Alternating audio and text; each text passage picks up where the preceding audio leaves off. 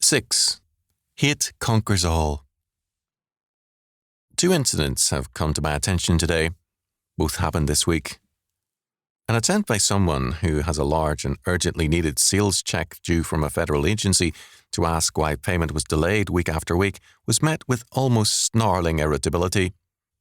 In the second incident, a young working mother had another employee explode in a tantrum which disrupted work and left her greatly upset.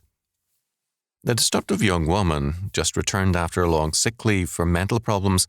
She was sent home to recuperate after her outburst, but those who suffered from her wild tantrum had to go on working. They were told to overlook the sick woman's conduct because she has mental problems. More accurately, she has sinful problems.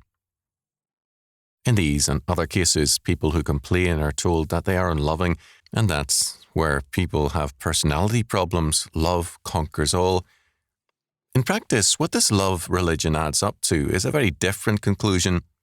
Hate conquers all.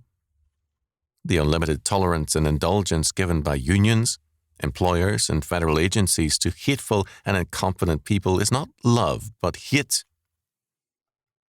When the young woman was sent home after her outrageous behaviour, foul language, and refusal to work, the only love shown was for her.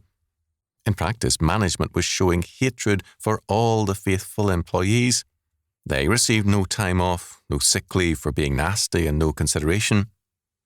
Love conquers all is a disguised way of saying, instead, that hate must triumph and must conquer.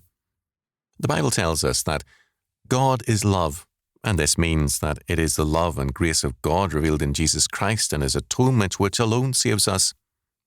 Humanistic love can save no man, change no sinner, nor alter any man's status before God. When we affirm humanistic love, we are denying God's salvation and offering a man-made plan of salvation which only gives a seal of approval to hate.